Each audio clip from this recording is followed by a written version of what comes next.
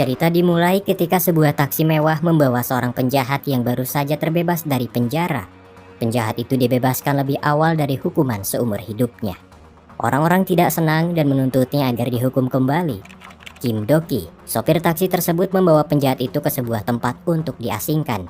Polisi menyadari hal itu, tapi Do-ki berhasil mengelabui mereka dan mengirim penjahat tersebut ke penjara khusus yang dijaga oleh sekelompok orang. Selaku ketua yang mendalangi aksi ini, Song Chol mengklaim bahwa dia punya alasan untuk melakukan hal tersebut. Dia ingin mengajarkan arti hukuman yang sesungguhnya kepada orang jahat dan berharap bisa merubah pandangan hidup mereka. Secara umum, Song Chol merupakan direktur dari Rainbow Taxi Company, sebuah perusahaan yang menyediakan layanan taksi. Namun, perusahaan tersebut secara diam-diam menyediakan layanan taksi mewah, bukan untuk bepergian, melainkan untuk membalaskan dendam orang-orang. Berbagai iklan dan stiker taksi mewah tersebar di berbagai tempat yang sekiranya akan dikunjungi oleh orang-orang yang sudah putus asa. Jika mereka memanggil layanan tersebut, Do-ki akan menjemputnya dengan taksi dan senantiasa mendengarkan semua masalahnya. Pada akhirnya, klien tersebut akan diberi amplop yang berisikan sebuah instruksi. Biasanya mereka akan digiring untuk memainkan sebuah permainan khusus yang dimana itu adalah opsi untuk menentukan pilihan apakah klien benar-benar ingin membalaskan dendamnya atau tidak. Sementara itu, Do-ki akan menceritakan situasinya kepada tim dan mereka akan menunggu keputusan dari klien. Di dalam tim terdapat orang-orang hebat dan ahli di setiap bidangnya. Do-ki memegang peran paling penting karena dia menguasai ilmu bela diri. Sementara itu, Go-eun, satu-satunya gadis dalam kelompok tersebut, berperan sebagai hacker yang bisa memanipulasi data, membobol sistem keamanan, dan memantau kamera CCTV. Tidak kalah penting, mereka juga memiliki dua mekanik yang sangat pandai merancang sesuatu, Jong-gu dan Jin-on. Sebagai pemimpin, Song Chol menyediakan semua fasilitas termasuk ruang bawah tanah yang sangat terjaga kerahasiaannya. Song Chol membentuk kelompok tersebut bukan tanpa alasan. Semuanya berawal dari dendam masa lalu saat orang tuanya dibunuh dengan brutal oleh seorang penjahat. Hukuman yang diberikan pada pelaku tidak memberikan keadilan apapun bagi korban yang ditinggalkan, karena pada kenyataannya, fasilitas di dalam penjara malah membuat penjahat hidup dengan tenang. Menurut Song Chol, hukum seperti itulah yang malah menciptakan penjahat di lingkungan masyarakat. Di masa lalu, Do-ki mengalami kejadian serupa di mana ibunya dibunuh oleh seorang psikopat. Dia mengetahui fakta itu setelah pulang dari pendidikan militernya. Song Chol melihat langsung betapa marahnya Do-ki saat penjahat tersebut tertangkap dan melakukan reka adegan. Namun, Do-ki tidak bisa berbuat apa-apa selain merelakan kejadian tersebut dan menyerahkan penjahat itu kepada polisi. Pada akhirnya, Song Chol mengajak Do-ki untuk bergabung guna membalaskan dendam orang-orang yang tersakiti sama seperti mereka. Sama halnya dengan anggota lain, mereka bergabung dengan Song Chol karena punya latar belakang yang serupa. Go-eun ditinggal pergi oleh kakaknya yang bunuh diri dan dia berambisi untuk mencari orang yang bertanggung jawab atas kematian tersebut. Jong-gu dan Jin-on memiliki seorang adik. Mereka berdua saling kenal lalu menikah dan hidup sebagai keluarga. Naasnya, mereka harus pergi untuk selamanya ketika orang tidak waras membakar apartemen mereka tanpa alasan yang jelas. Pelaku tidak bisa dihukum karena memiliki kelainan jiwa. Fakta itu membuat Jong-gu dan Jin-on sangat terpukul. Mereka tidak bisa berbuat apa-apa dan akhirnya bergabung dengan Song Chol untuk membalaskan dendam orang-orang. Tujuan mereka sederhana, yaitu memberikan keadilan yang sesungguhnya kepada korban kejahatan. Di suatu kesempatan, Do-ki mendapat panggilan dari klien yang sudah putus asa. Dia adalah Kang Maria, seorang penderita difabel yang ditipu dan dianiaya oleh majikannya. Maria seakan dipenjara dan dia tidak bisa melarikan diri dari perusahaan tempatnya bekerja.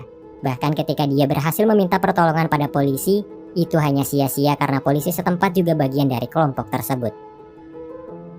Setelah sekian lama mendapat perlakuan yang tidak mengenakan, Maria akhirnya bisa melarikan diri dan bertemu dengan Do-ki untuk membalaskan dendamnya. Do-ki dan rekan kerjanya menyusun rencana untuk menjatuhkan perusahaan tersebut dan menguras semua harta yang mereka miliki. Hal pertama yang dilakukan Do-ki adalah membeli Jotgal, salah satu produk di perusahaan tersebut dengan jumlah yang banyak, lalu membuat kontrak perjanjian dengan mereka. Setelah melakukan itu, Do-ki menyamar menjadi seorang penjahat dan mencuri semua Jotgal yang sudah disiapkan. Tentu saja hal itu membuat perusahaan tersebut merugi karena mereka tidak bisa memenuhi permintaan Do-ki dan harus membayar denda yang sudah dijanjikan. Do-ki juga memberi pelajaran kepada polisi korup ketika dia menabrak mobilnya hingga terguling. Sebagai langkah terakhir, Do-ki mengungkapkan identitasnya kepada majikan Maria dan dia membalas semua tindak kekerasan yang pernah dia lakukan kepada Maria. Semua orang yang terlibat dalam kejahatan tersebut dibawa oleh Doki ke penjara khusus, di mana mereka akan diberi hukuman dan pelajaran yang sesungguhnya. Pada akhirnya, Maria dan pekerja lainnya mengambil alih perusahaan tersebut dan mereka mengelolanya dengan mandiri. Setiap aksi yang dilakukan taksi mewah membutuhkan biaya operasional. Jika klien tidak bisa membayarnya seperti Maria, mereka akan mencari cara lain untuk menutupinya. Dan dalam kasus ini, mereka akan menjual semua jotgal yang sebelumnya sudah dicuri.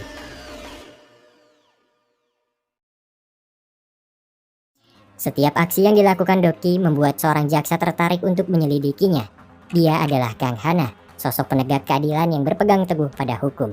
Aksi Doki saat membawa penjahat tempo hari tercium oleh Hana dan dia mulai menyelidikinya. Pencarian yang dilakukan Hana membawanya langsung ke Rainbow Taxi Company untuk bertanya perihal taksi mewah. Songchol pura-pura tidak mengetahui kasus tersebut dan Hana mulai mencurigainya. Mengetahui hal itu, atasan Hana marah kepadanya. Karena sebagai kepala jaksa, dia mengenal betul sosok Songchol. Nampaknya, selain menjadi direktur perusahaan taksi, Songchol juga menjadi pemimpin Bluebird, sebuah yayasan yang akan membantu para korban kejahatan. Selain membalaskan dendam pada orang jahat, Songchol juga ingin membantu orang-orang yang senasib dengannya.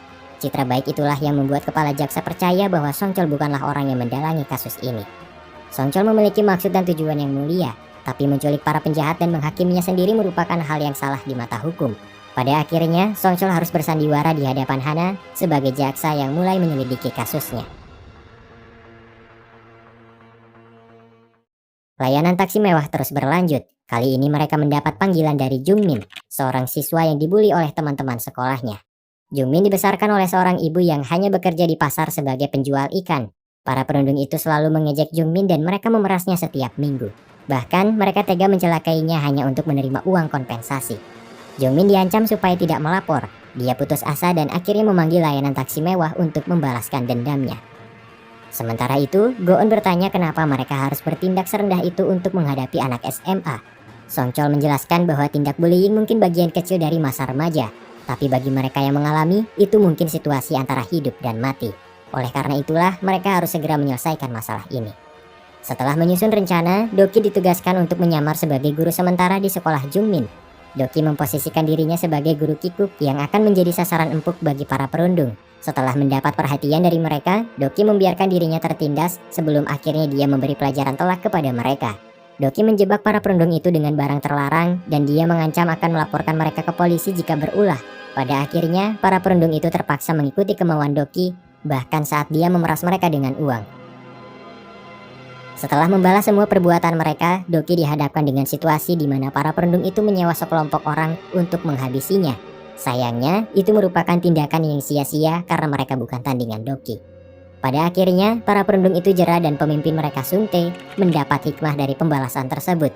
Misi selesai dan Jungmin menerima tagihan yang harus dia bayar. Jungmin mengira bahwa layanan tersebut gratis, tapi dia tetap berterima kasih atas bantuannya yang sangat berarti. Sementara itu, atas nama Yayasan Bluebird, Songchol menemui ibu Jungmin dan memberikan beasiswa kuliah untuk putranya jika sudah lulus SMA.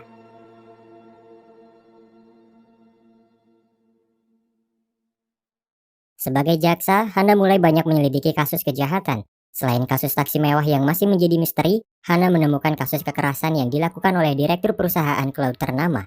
Perusahaan tersebut dikenal dengan sebutan Udata yang menyuguhkan konten film dan drama secara legal.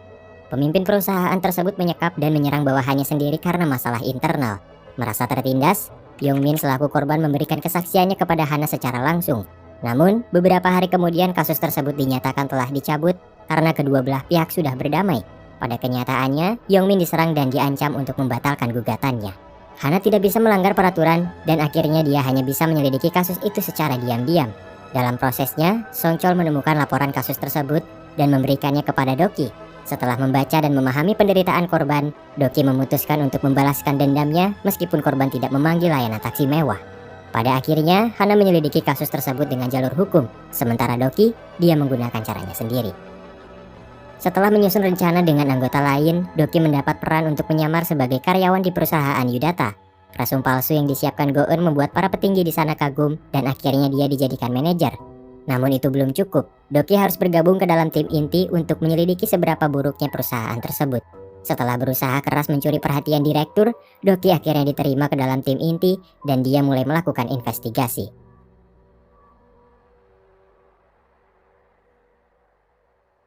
Waktu telah berlalu sejak taksi mewah menjadi pertanyaan besar bagi Hana.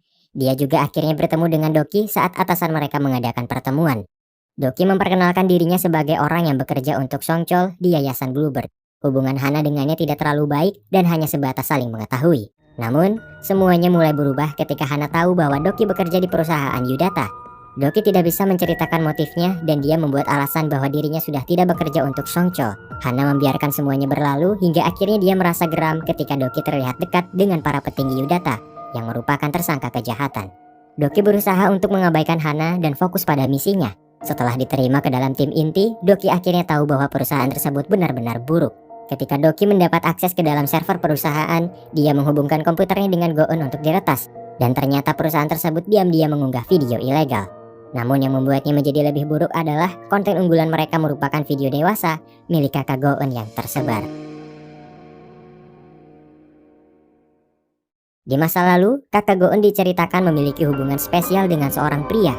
Saat mereka tidur bersama, pacar kakak Go-eun merekamnya dan dia berkata bahwa itu hanya untuk kenang-kenangan. Namun entah bagaimana video itu pada akhirnya tersebar dan kakak Go-eun mulai dicemooh oleh orang-orang yang mengetahuinya. Kakak Go-eun berusaha sebisa mungkin untuk menghapus video itu. Namun, bagaikan kanker, video tersebut tidak akan hilang jika akarnya masih ada. Ahli IT sekalipun tidak bisa menghapus video tersebut jika sumber utamanya tidak ditemukan. Kakak Go-eun mulai frustasi. Dia tidak menceritakan masalahnya kepada sang adik dan memilih untuk mengakhiri hidupnya seorang diri. Di masa sekarang, Go-eun akhirnya tahu kenapa kakaknya memilih untuk mati. Fakta itu membuat Go-eun sedih dan akhirnya dia pergi meninggalkan misi. Mengetahui hal itu, Songchol berusaha memahami perasaan Go-eun dan membiarkannya untuk sementara waktu. Sementara itu, Hana juga akhirnya tahu bahwa perusahaan Yudata telah menyediakan konten ilegal secara diam-diam. Dia mengetahui informasi itu dari mantan anggota tim inti di perusahaan Yudata yang mulai memberanikan diri untuk memberikan kesaksiannya. Masih dengan penyamarannya, Doki berusaha menghapus video tersebut dari server Yudata, tapi tidak berhasil karena ternyata server yang asli tidak disimpan di perusahaan tersebut. Kejadian itu sudah cukup membakar emosi Doki, namun amarahnya memuncak ketika dia tahu bahwa pria yang menjadi pacar kakak Go-eun ternyata adalah bagian dari Yudata. Selama ini pria tersebut sengaja mencari korban untuk ditiduri dan menyebarkan videonya melalui perusahaan biadab tersebut. Kesabaran Doki sudah mencapai batasannya. Ketika antek-antek Yudata mengerjakan proyek video ilegal, Doki datang dan menghabisi mereka semua.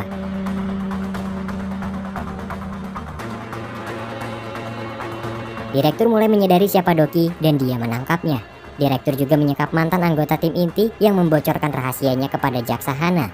Mereka berdua ditahan di sebuah gudang yang berada di villa milik direktur. Kyunggu dan Jin-on berhasil mengikuti Doki dan mereka diminta untuk mencari server Yudata yang mungkin berada di area villa tersebut. Namun, mereka malah tertangkap dan akhirnya dibawa ke gudang. Direktur mulai memukuli Doki. Sementara itu, Go-eun akhirnya kembali dan dia sadar harus berbuat apa untuk membalas kematian kakaknya. Setelah menemui Songchol dan mengambil motor dari markas, dia pergi menuju villa direktur untuk mencari pusat data yang belum sempat ditemukan. Di saat yang sama, Hana akhirnya mendapat izin untuk pergi menyelamatkan informan yang sedang disekap bersama Doki. Go-eun mengambil alih komputer di dalam mobil yang sebelumnya dibawa oleh Kyunggu. Dia mulai melacak keberadaan pusat data dan berhasil menemukannya. Mengetahui hal itu, Doki melepaskan dirinya dan menyerang semua penjaga yang ada di sana. Pada akhirnya, direktur terpojok dan dia tidak bisa berbuat apa-apa ketika Doki dan Go-eun menemukan server Yudata yang asli. Setelah mengikat direktur di sebuah pohon, Doki menyiapkan bom untuk meledakkan server tersebut lalu pergi meninggalkannya. Akan tetapi, direktur tidak bisa merelakan server miliknya lenyap dan dia memilih untuk mati meledak bersama server tersebut. Pada akhirnya, Hana tidak bisa menemukan apapun selain kekacauan yang telah terjadi. Jasad direktur tidak bisa diidentifikasi. Sementara itu, para petinggi Yudata yang lain dinyatakan menghilang. Perusahaan Yudata mulai ditindaklanjuti, tapi itu tidak membuat Hana tenang, karena dia tidak tahu siapa orang yang melakukan semua ini. Sementara itu, kepala jaksa menemukan kartu pengenal Doki berada di TKP. Dia menceritakan hal itu kepada Hana, dan akhirnya mereka berdua mulai mencurigainya. Selama ini, penjahat yang dikalahkan Doki saat melayani klien dibawa ke penjara khusus. Tempat itu dijaga oleh orang-orang yang tunduk kepada Miss Beck, sosok wanita parubaya yang sangat kejam dan terkenal licik. Miss Beck adalah pebisnis sekaligus rentenir yang suka meminjamkan uangnya. Songchol menyewa penjara khusus itu dari Miss Beck dan dia memintanya untuk menjaga para tahanan. Songchol selalu menyempatkan waktunya untuk mengunjungi mereka. Dia mengajarkan arti hukuman yang sesungguhnya dan berharap para penjahat itu benar-benar jera atas perbuatannya. Akan tetapi, hal itu malah menimbulkan dendam baru. Salah satu penjahat yang pernah dibawa Doki di awal cerita melarikan diri dan dia mendatangi Songchol untuk membunuhnya. Songchol tidak bisa berbuat banyak ketika penjahat itu datang dan menusuknya. Untunglah Miss Baek datang dan menangkap penjahat itu. Songchol dibawa ke rumah sakit dan nyawanya terselamatkan. Mengetahui hal itu, Doki mulai meragukan metode yang digunakan Songchol. Doki pun menyadari bahwa apa yang mereka lakukan pada akhirnya hanya akan menimbulkan dendam baru. Sementara itu, penjahat sebelumnya mendapat hukuman pribadi dari Miss Baek karena dia telah membunuh para anak buahnya saat berjaga. Miss Baek membunuh penjahat itu dan mengambil bagian tubuhnya untuk dijual. Songchol yang mengetahui hal itu marah karena sebelumnya mereka sudah sepakat bahwa para penjahat tidak boleh dibunuh. Akan tetapi, kejadian tersebut sangat merugikan Miss Baek dan dia terpaksa melakukan itu untuk menutupi kerugiannya. Waktu berlalu dan Hana mulai menyelidiki Doki. Sementara itu, Gyeonggu menjadi korban penipuan oleh salah satu oknum yang mengatasnamakan dirinya sebagai jaksa. Penipu berkata bahwa rekening Gyeonggu telah digunakan oleh orang jahat. Dia meminta Gyeonggu untuk memindahkan uangnya ke sebuah loker umum dengan dalih keamanan. Gyeonggu terbujuk dan semua uangnya sirna begitu saja. Saat melapor ke pihak polisi, ternyata Gyeonggu bukan satu-satunya korban. Pada akhirnya, Doki dan tim sepakat untuk memberantas sindikat penipuan tersebut. Langkah awal yang mereka lakukan adalah melacak di mana pelaku berada. Setelah mendapat berbagai informasi, Jin-on ditugaskan untuk bekerja dengan para penipu tersebut di sebuah tempat yang juga menjadi spot perjudian. Dia berhasil masuk dan dilatih untuk menipu orang-orang menggunakan ponsel sekali pakai. Sementara itu, Doki menyamar menjadi seorang penjudi untuk mendekati bos mereka dan dia berhasil memikat hatinya.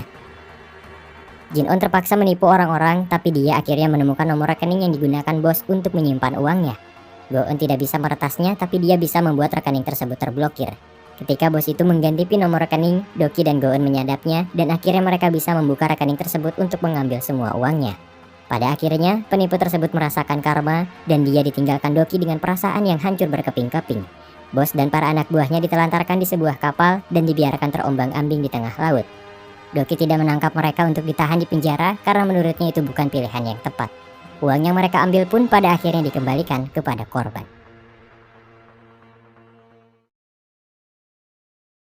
Kasus penipuan yang ditangani Doki membuat Hana jengkel karena untuk kesekian kalinya dia menangani kasus yang sudah selesai dengan cara misterius. Hana sudah mengumpulkan banyak bukti dan semuanya mengarah kepada Doki. Kecurigaannya memuncak ketika dia melihat taksi mewah masuk ke dalam rumah Songchol. Pada akhirnya, Hana meminta surat perintah kepada kepala jaksa untuk menggeledah rumah Songchol yang diyakini menjadi markas sekaligus tempat untuk menahan para penjahat yang selama ini dinyatakan menghilang. Namun, upayanya tidak membuahkan hasil karena dia tidak menemukan apapun, sementara Doki dan anggota lainnya bersembunyi di ruang bawah tanah.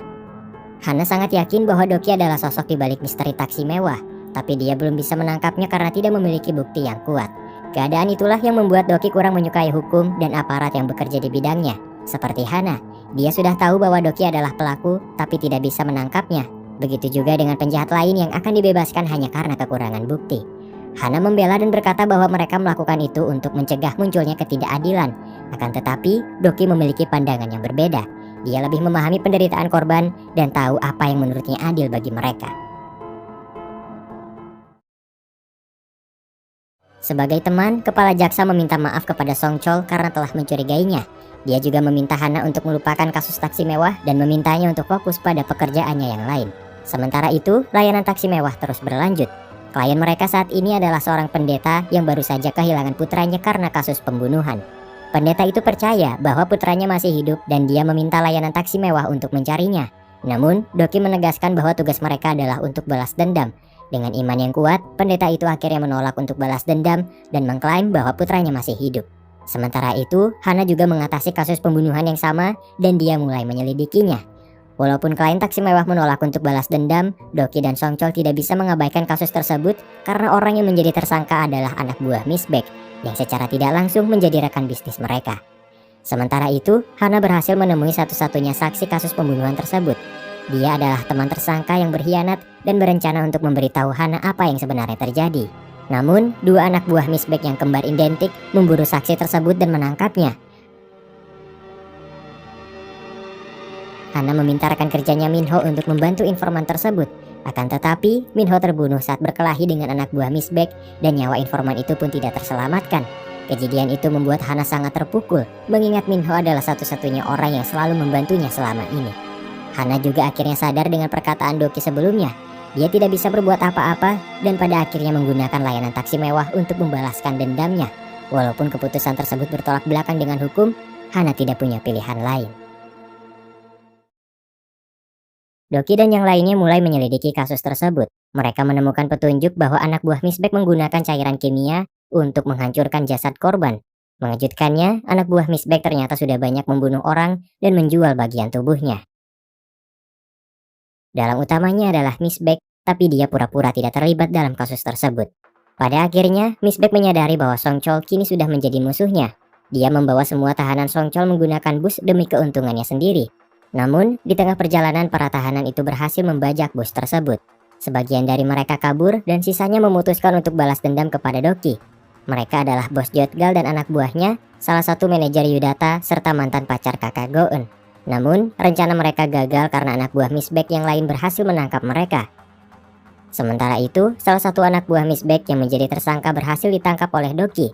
Dia adalah adik sekembar yang sudah membunuh anak pendeta. Di saat yang sama, seorang detektif memperburuk keadaan. Mereka menangkap Doki karena dianggap menyembunyikan tersangka pembunuhan. Di ruang interogasi, Doki berkata kepada Hana bahwa dia harus menangkap para pelaku hingga ke akarnya. Dia juga berjanji akan menyerahkan diri jika semua penjahat ini berhasil ditangkap. Pada akhirnya, Hana terpaksa melanggar hukum dan membebaskan Doki. Kekacauan ini membuat Miss Baek terpaksa harus memberi perlawanan. Dia mendukung para penjahat untuk balas dendam kepada Song Chol, terutama Doki yang sudah menangkap mereka. Sementara itu, Go-eun ditangkap oleh mantan pacar kakaknya. Dia lebih tertarik untuk melampiaskan kemarahannya kepada Go-eun alih-alih memburu Doki seperti para penjahat lain. Doki tidak bisa tinggal diam. Dia juga mulai beraksi untuk menyelesaikan masalah ini. Setelah menyelamatkan Go-eun yang diculik, Doki pergi memburu Miss Baek dan dia berhasil menangkapnya. Kekacauan ini membuat Jin-on terluka parah dan dia dirawat di rumah sakit. Song Chol dan Kyung-gu juga terluka, tapi mereka baik-baik saja. Pada akhirnya, Miss Baek dan anak buahnya ditangkap polisi, begitu juga dengan para penjahat yang tersisa. Kejadian itu membuat Song Chol sadar bahwa dendam tidak akan berakhir jika dibalas dengan kejahatan. Dia juga berencana untuk menghentikan layanan taksi mewah. Sementara itu, Doki menjelaskan semuanya kepada Hana. Dia bercerita bahwa selama ini mereka menangkap para penjahat dan memperlakukannya dengan tidak manusiawi. Hana kecewa. Selama ini dia mengira bahwa Doki adalah penjahat yang terobsesi menjadi pahlawan dan membalaskan dendam orang-orang. Namun, apa yang dia lakukan sudah keterlaluan dan Hana tidak bisa memaafkannya. Doki berjanji akan menyerahkan diri, tapi dia meminta agar teman-temannya tidak ditangkap karena mereka hanya membantunya selama ini. Hana tidak bisa melakukan itu dan dia akan menyelidiki kasus tersebut. Dengan berat hati, Hana harus menyelidiki kasus Doki atas perbuatannya menahan para penjahat. Keadaan tenang untuk sementara sebelum akhirnya taksi mewah kembali dipanggil oleh klien. Dia adalah Chul-jin, seorang pria yang menjadi korban salah tuduh. Setelah dipenjara selama 20 tahun, dia akhirnya dinyatakan tidak bersalah ketika pelaku sebenarnya mengakui perbuatannya. Song Chol tidak mau menerima permintaan tersebut, tapi Doki merasa prihatin kepada korban dan akhirnya permintaan itu diterima. Akan tetapi, Song Chol menegaskan bahwa mereka harus menggunakan cara yang tidak melanggar hukum dan tidak boleh merugikan tim. Saat menyelidiki kasus tersebut, Doki mengetahui bahwa pelaku yang sebenarnya adalah seorang psikopat bernama Chol Yong. Dia sudah dipenjara atas kejahatan lain yang dia lakukan. Dia baru mengakui perbuatannya karena ingin mendapat perhatian dari publik. Setelah ditelusuri, dia juga merupakan orang yang sudah membunuh ibu Doki. Orang yang ditangkap di masa lalu itu hanyalah penjahat tidak waras yang ingin dikenal telah membunuh banyak orang. Kesedihan dan amarah bercampur di dalam diri Doki. Dia mendatangi makam ibunya dan berjanji akan membuat si pembunuh membayar perbuatannya. Sebagai psikopat, Oh Chol Yong sangat menyayangi putranya. Oleh karena itulah, Doki memanfaatkan fakta tersebut untuk mengancamnya dan berkata bahwa dia akan menghancurkan hidup putranya. Chol Yong takut dan dia memohon agar Doki tidak melakukan itu. Jelas, Doki tidak akan melakukannya karena putra Chol Yong tidak bersalah. Di luar dugaan, Chol Yong menyerang putranya sendiri yang bekerja sebagai polisi di penjara yang sama dengannya. Dia tidak tahu bahwa polisi itu adalah putranya, begitu juga sebaliknya. Setelah Chol Yong dipindahkan ke penjara lain, Song Chol menceritakan kebenarannya. Akibat dari perbuatannya itu, putra Chol Yong terluka dan dia tidak bisa merawat ibunya yang sedang sakit hingga akhirnya meninggal dunia. Chol Yong telah menghancurkan hidup putranya sendiri dan kini dia hidup dalam penyesalan. Setelah menyelesaikan misi tersebut, Songchol selaku pemimpin menyerahkan dirinya kepada kepala jaksa. Begitu juga dengan Doki yang sudah siap untuk ditangkap oleh Hana. Akan tetapi, bukti yang terkumpul tidak cukup untuk menahan mereka. Hana meminta maaf atas nama hukum yang tidak sempurna dan dia berterima kasih karena Rainbow Taxi telah membantu para korban meskipun caranya salah.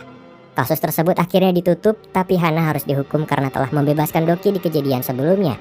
Namun, kepala jaksa mengambil tanggung jawab tersebut dan dia mengundurkan diri.